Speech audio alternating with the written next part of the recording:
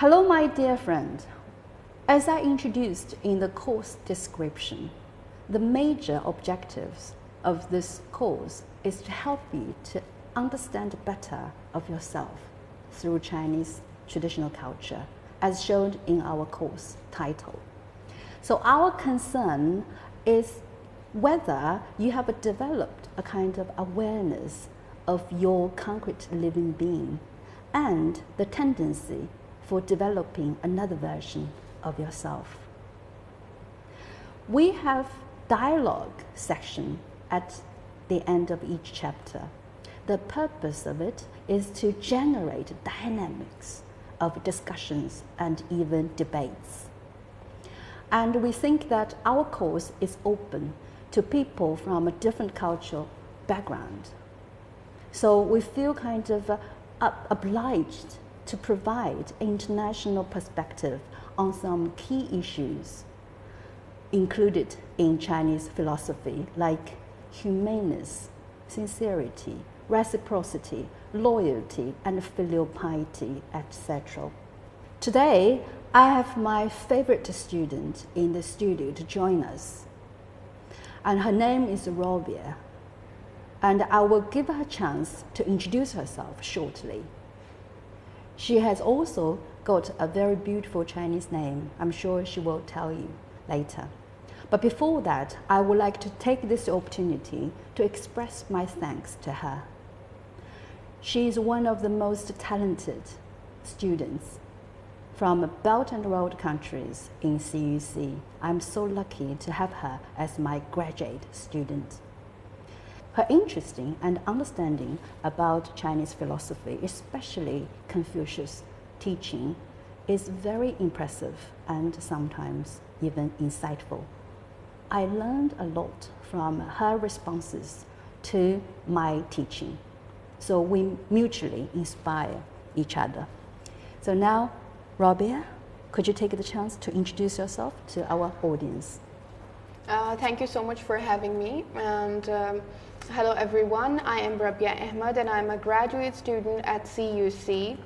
I am interested in intercultural communication and Chinese philosophy, and I believe that Chinese philosophy is very interesting and highly inspiring. And I'm really happy to join Professor Hong in this course. Thank you. Thank you, Rabia. So do you mind if I call her Mei? No. Okay. So yeah, a few words about your Chinese name. Well, my Chinese name, I like it so much, and it was given by my professor, and everybody likes it too. Okay, good. So now let's start our first word, nature. When we talk about nature, we have two definitions. The first, it says nature is about all the animals and all the plants and everything in the world which are not made by people, and also all the events and processes which are not caused by people.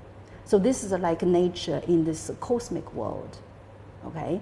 And the amazing features about nature is the infinite variety. We can see it, feel it, and benefit from it. But there's another definition about nature, which is about the innate quality. So that's the focus of our today's dialogue. We're going to focus on the human nature.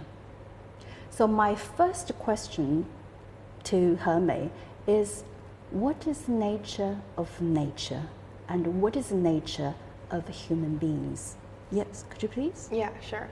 Well, nature itself is very pure, harmonious, delightful, and nurturing. And same goes for human nature as well. The humans have a pure heart, and we can keep it this way by being kind, just, honest, and compassionate. Now, people ask this question that if human beings are good, then why there are bad people out there? Yes. So it is just like the new car that we buy, and we park it outside our house, and day after day it gets dirty. So what we have to do is we have to keep cleaning it. We have to be mindful about its condition, and in this way it will be in the better condition. So same goes for our heart. We have to be mindful about our nature, and we have to keep nurturing it, and in this way we can be true to ourselves, and we can keep the purity of our heart. Yes, indeed. I like the word you say, nurture. So both our heart or human nature and also the nature of the objects, like you said, the discarded cars, they need to be nurtured. Okay, so it reminds me of some brilliant ideas which were advocated by Professor Du Weiming from Beijing University, and he delivered a very famous speech on the 24th World Congress of Philosophy in Beijing. By the way, it is the first time for Beijing to become the host. And the title of his speech is about the spiritual humanism, self, community, earth, and heaven. I would like to take this opportunity to borrow some of the ideas which I think is very important to understand our human nature. Okay, so I'm going to read it. So in his speech, he said, one of the most basic Confucian perception is that learning to be human is to learn to become a person. And becoming a person entails a dynamic process of transformation. A distinctive feature of being human is that we become persons through learning. So strictly speaking, we do not own our body, we become our body, and bodies are not givens. Wonderful. Wow. I mean, become a person through learning, a dynamic process of transformation, and the body, they are not givens. Okay, we need nurture our body. So that exactly kind of resonate what you have just explained about the nurturing of our nature, human nature.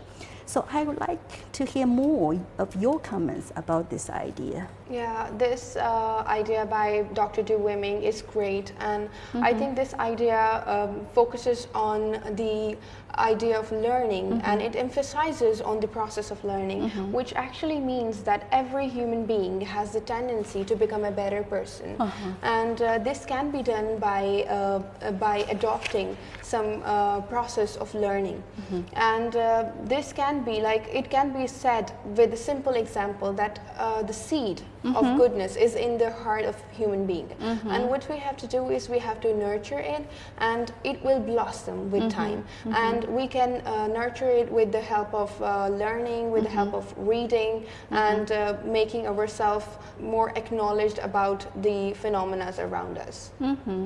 Wonderful, wonderful. So that is about nurturing our nature. And the second word of today's dialogue is the sincerity. Okay, so He-Mei, what's your general idea about the concept of sincerity? Well, for me, generally, sincerity means honesty, and it is also like being true to oneself. My whole idea of sincerity is just like a person who is free from hypocrisy. He's honest to himself. He's sincere. That's my general idea of sincerity. I like the word hypocrisy. So it simply means those people who think they own some quality, beliefs or feelings, but actually they do not have. So that's the word hypocrisy. Okay, yes, and now since you have been studying in China for over a year, I'm sure that your perception of this sincerity have changed.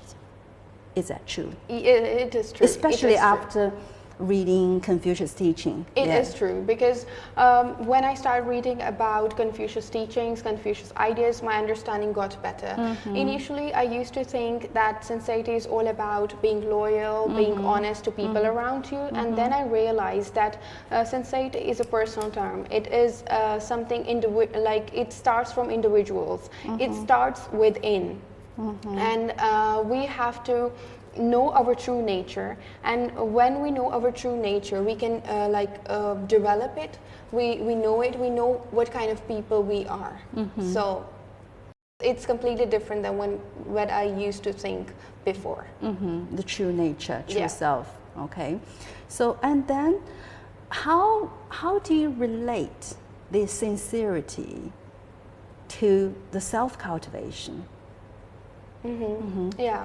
Well, sincerity and self-cultivation are interrelated, because as I said earlier, that sincerity is about knowing one's true nature. So when a person knows his true nature, he can distinguish between right and wrong. And when he can distinguish between right and wrong, he wants to improve himself every day. And this process, this journey of self-improvement leads to self-cultivation. And this way they can bring change in themselves.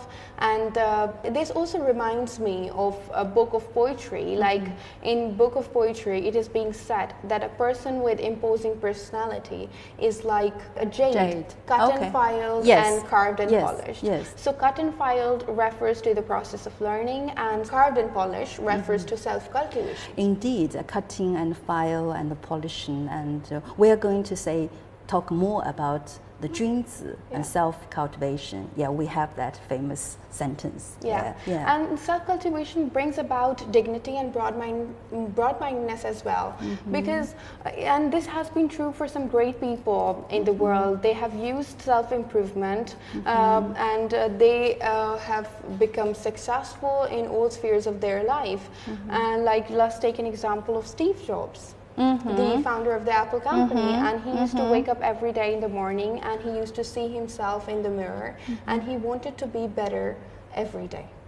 So, and we can see that how well he had done in the world.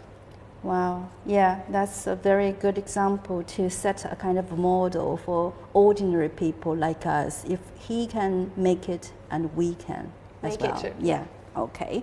So, and then come up to another kind of question. I'm not sure, my dear friend, whether you have the same question in your mind. That is like 3 terms, like sincerity and self-cultivation and correction of heart. Because sometimes we may be confused about this correction of heart and mind and have a sincerity in thought. Sometimes it seems like the same thing. So what do you think? Are they different things? And even if they are different, what is the step-by-step process? Actually, we cannot compare these among each other, because it's a kind of, as you said, it's a kind of step-by-step process. So one leads to another, and then another leads to the next one. It starts from sincerity. One has to have sincerity in himself, and when you have a sincere heart, you want to improve yourself, as I said earlier. And in this way, you will correct your heart and you correct your mind. And when you have a correct heart and a correct mind, you will cultivate yourself. You will be a different person. You will be a better person. So it's kind of a step-by-step process. Like you start from one stage and then you reach to the final one. Wow, that's exactly the same thing that in the Great Learning, we learned something about the 3 principles in Chinese, 三纲, and the 8 items or the steps, 8条目. So start from the invested, the myriad things, and then extend your knowledge to the utmost, and then sincerity in one's thought, mind, and correction of heart and mind, and then followed by the self-cultivation. So, wow, it's wonderful to have you, Thank you so much. And without you, that we cannot make such a discussion and debate so dynamic and I always cherish whenever I have a chance to discuss these ideas with you, because they inspire me and they improve my understanding every time. Me too. So, Hemei, so let's say goodbye to my dear friends. See them next time. See you until next time. Thank you.